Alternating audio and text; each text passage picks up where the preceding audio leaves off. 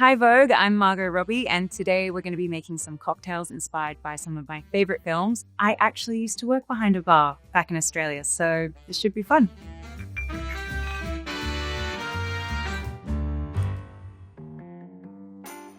A Bloody Mary from Once Upon a Time in Hollywood. This is a film that I am in, and I've chosen this because, little known fact, I do a cameo in the film as well as play Sharon Tate. Quentin heard that I used to be on a TV show called Pan Am, and so he was like, so you have to play the Pan Am stewardess. No one will know it's you, but we will know it's you. And I was like, of course, that's great. Yeah, so those hands stirring the thing and going, there you are, sir, that's me. Okay, so to make it, we're gonna need a blender. It's pretty much a salad in a glass. We're just gonna chuck all the ingredients in, blend it on low, add the vodka, that's it. Tomato juice, lemon juice, celery bitters, hot sauce, it's like I'm on a cooking show, Worcestershire sauce, salt, pepper, and horseradish.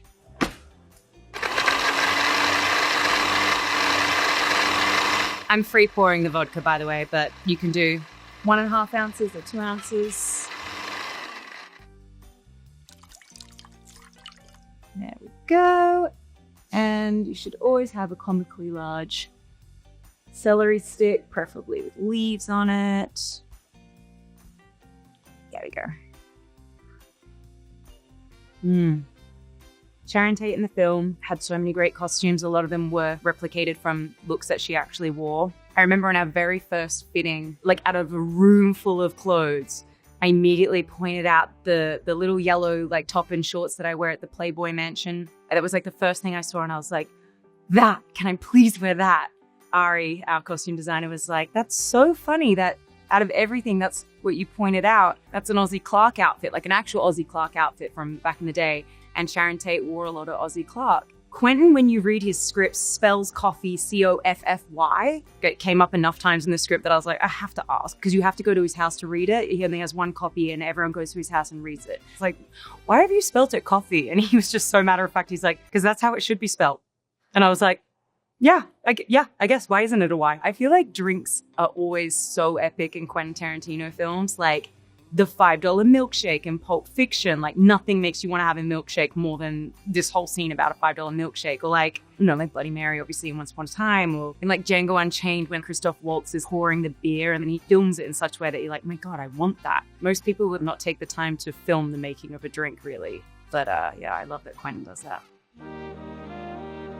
All right, next, The Corpse Survivor #2, The Philadelphia Story, which is one of my absolute favorite films. And if you haven't seen it, you should go watch it. When they're hungover, they have what they call an eye opener. It's like a cocktail to like hair of the dog sort of cocktail. I'd like to think that it's a Corpse Survivor #2. You got a bit sweet from the maraschino cherry, you got the sour from the lemon juice, and I don't know, I feel like it could kind of kickstart you a little bit. We're gonna make it in a Nick and Nora glass. And it matches the color of the bottle of Papa Salt, which is my gin with my friends. It's pretty much equal parts, but more gin, so not totally equal. Go full on the gin. I'm a gin girl.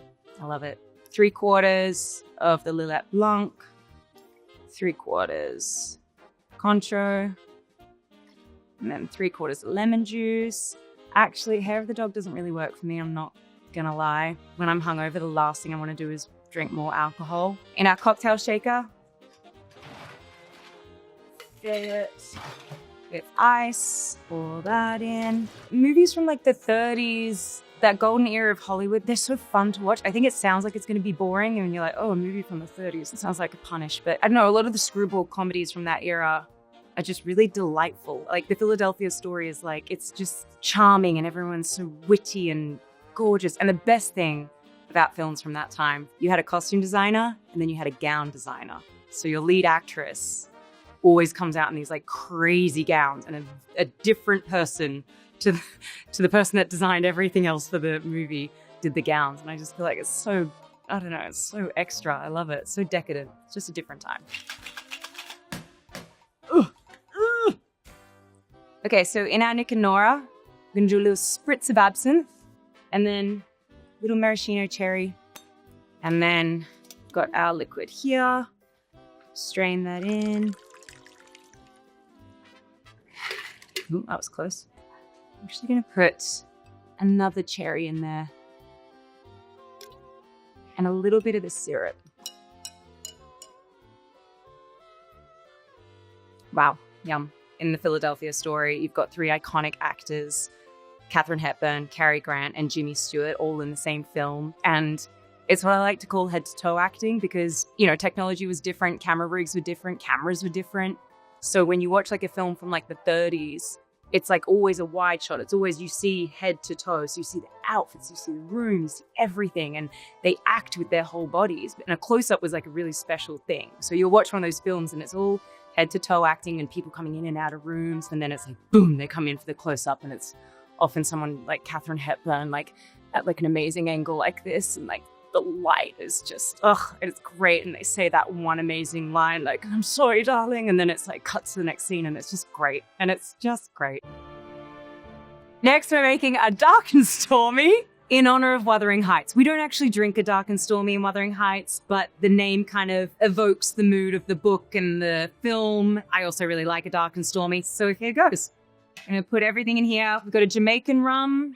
Spiced rum is always great in a dark and stormy. Blackstrap rum. Gonna do a dash of Angosteen bitters, a little lime juice. And this is actually a ginger syrup infused with Earl Grey in honor of, you know, England being the setting of our film. This is a different technique. Rather than filling this with ice, got one ice cube in here. You don't really like shake it a lot. You just give it a little bit. Our Wuthering Heights has a lot of the famous lines from the book, like, I have not broken your heart, you have broken it, and breaking it, you've broken mine, which is just great. And then there's like lines that we made up kind of on the day. Like at one point, Jacob puts me in a tree and I scream at him from afar. I'm like, you will be so very sorry when I fall out of this tree and die. Emerald came up with like an entire scene like 10 minutes before we shot it one day because we were waiting on weather. By the way, I'm putting soda in here now. So she can like do that. I improv sometimes, but honestly, with an Emerald Fennell script, you don't really need to improv because she's a genius writer. And also you've got what Emily Bronte wrote in the original book.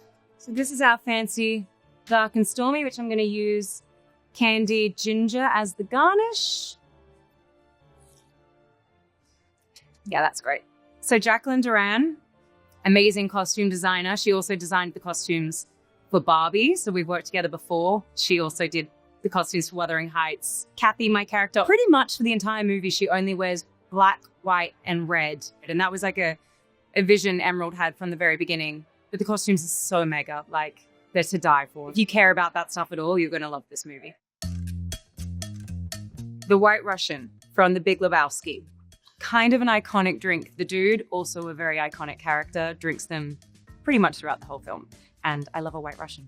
There's a lot of big characters and a lot of interweaving storylines. Mary Zoffres was the costume designer on The Big Lebowski, and she was the costume designer on Babylon. So I got to ask all these questions, like, how did you come up with these outfits that are now, you know, like people dressed like the dude for Halloween, or, you know, John Turturro's character. And there's just so many great costumes. She was like, do you know, at the end of the shoot, we didn't have anywhere to store the costumes, just gave them away to thrift stores in LA. So at that time, you could have just gone into a thrift store and have the actual costumes from The Big Lebowski. I'd love to find that online one day. So we've got our glass, a beautiful piece of ice in there, vodka, main ingredient, 1.5 ounces going in there. Got coffee liqueur. I'm not gonna lie, I'm a bit of a free pourer, and my drinks end up being quite strong. Usually people don't complain. Creme de cacao. Then we're gonna stir that. When I go to the movies, I like to have a frozen Coke and popcorn. And in Australia, we have a whole different range of movie snacks. We have something called Choc Tops, which is like an ice cream that's pre-packaged and has like chocolate made hard on top. And it's, yeah, very nostalgic for me. So if I'm at home, a Choc Top as well. Next step, heavy whipping cream, tiny bit of Frangelico, little pinch of salt for the B camera.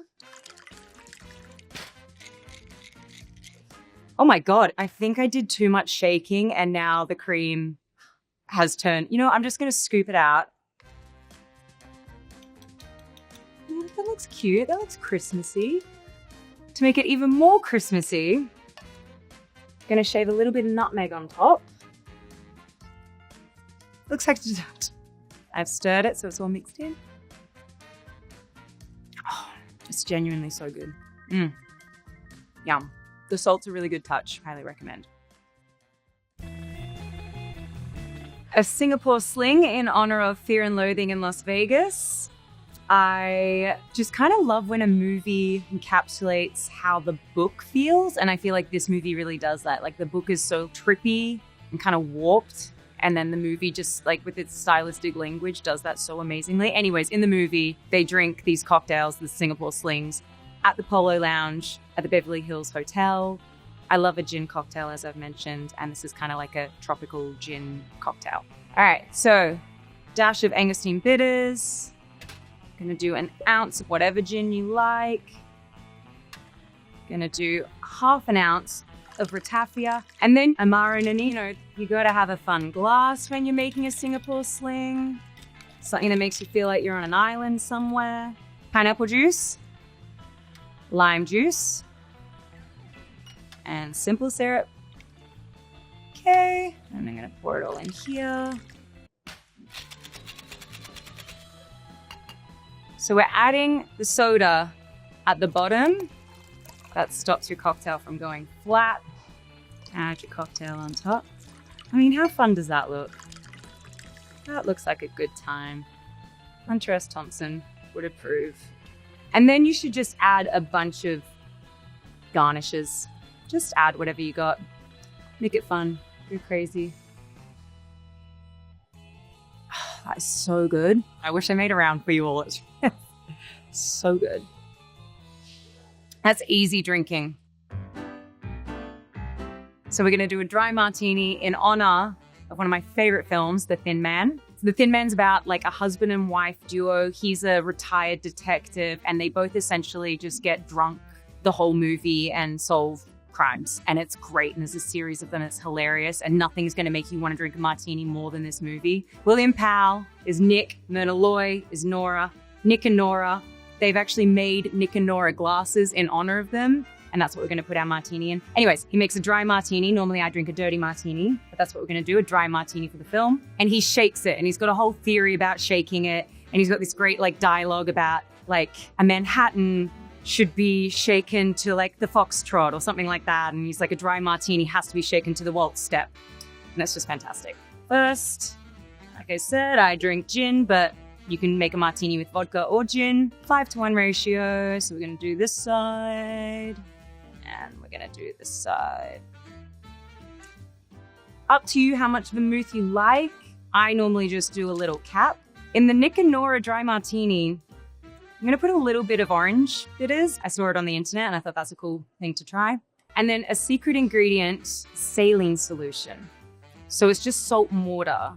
You put a couple of drops of saline in any of your cocktails and they'll taste better. Like the way you'd salt meat and like, if you're gonna cook a steak and you salt the steak and then like the steak tastes better, it's kind of like that, but for cocktails. So a couple of drops.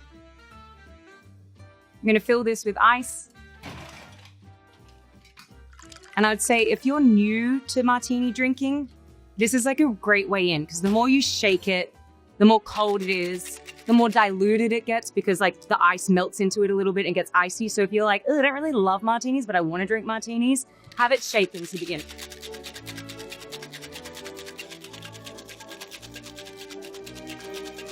I shake it until my hand gets so cold I can't hold it anymore, which I'd say is about now.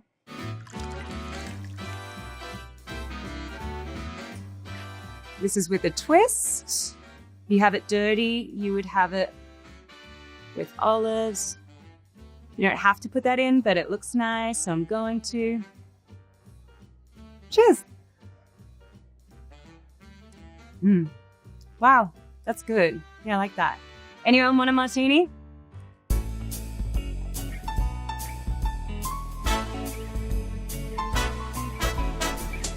Well, thanks for watching, and go make a cocktail and watch a film for me.